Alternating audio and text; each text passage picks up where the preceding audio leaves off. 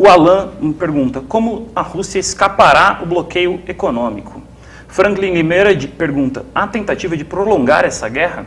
Caso a Ucrânia possa ser reduzida a escombros? Bom, são duas coisas, né?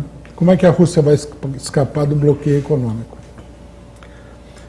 Eu acho que vai se impor, né, não só para a Rússia, mas para outros países, uma aliança política e comercial, econômica, que permita não só a Rússia, todos os países que estão sob bloqueio escaparem do bloqueio econômico. Acho que não há muita alternativa a isso aí. É uma questão complexa, né? Porque a operação econômica coloca em pauta uma ruptura das relações internacionais, né? Se elas não forem normalizadas, essa ruptura será inevitável. Então, eu acho que nós temos que acompanhar e ver como é que os russos vão agir, os russos e os chineses vão agir em função desses problemas, né?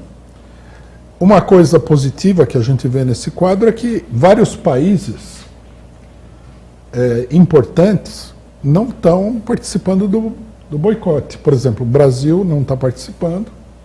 Aí, logicamente, que os espertinhos da esquerda que apoiam a OTAN vão falar que o Bolsonaro está a favor dos russos. Mas também o México tem um presidente mais esquerdista, também não está participando.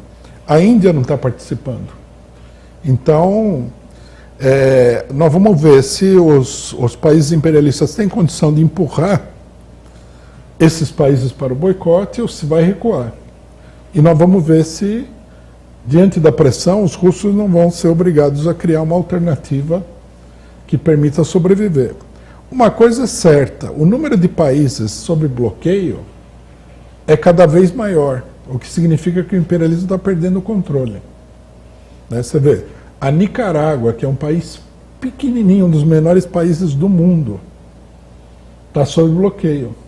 Porque o governo da Nicarágua não aceita a ingerência norte-americana. Eu acho que nós estamos entrando numa nova etapa do ponto de vista das relações internacionais.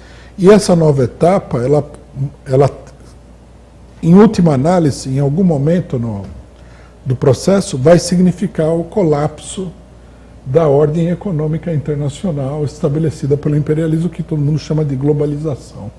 Tem gente falando, Rui, que essas sanções que o imperialismo está impondo à Rússia, na verdade estão isolando o próprio imperialismo. Acho que vai no sentido disso daí que você falou. Porque vários países, sei lá, uma centena de países sofrem algum tipo de sanção, né? Então eles meio que se isolam do imperialismo. Ficaria mais fácil de eles fazerem comércio, né? Fazendo uma interligação entre todos esses, já que não podem fazer com o imperialismo, né? Você acha que pode meio que se formar uma espécie de bloco de países assim, uma aliança?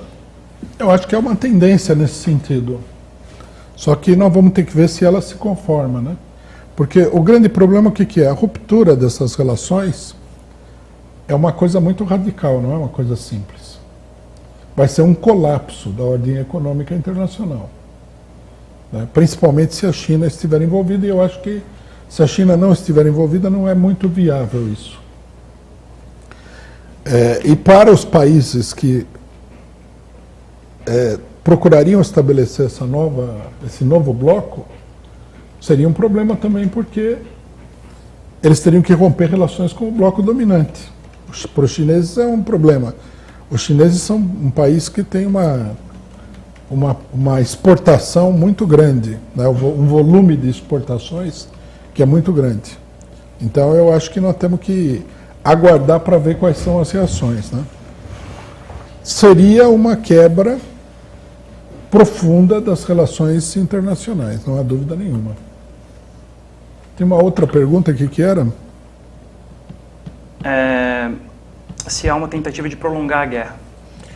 Eu acho que sim, que eu penso que a política dos norte-americanos não é uma coisa muito inteligente, né? E a gente não deve atribuir aos norte-americanos também muita inteligência, porque nesse caso da Ucrânia, eles erraram feio. Isso todo mundo tem que entender. Eles estão com todas essas sanções, etc. e tal, mas eles não acharam que a Rússia fosse adotar a posição que adotou. Eles acharam que era demais, que era muito audacioso esse golpe. Então, eles devem ter pensado, porque eles trabalham com determinado tipo de fórmula fixa, né? Que se os russos ocuparem, vamos prolongar essa guerra, vamos transformar a Ucrânia num novo Vietnã, num novo Afeganistão. Eu acho que o Putin, por exemplo, já pensou nisso daí, né? Não me parece que a política dos russos seja uma política tão pouco consciente dos problemas que estão colocados aí. Acho que ele já pensou e eu acho que ele está preparado para essa situação.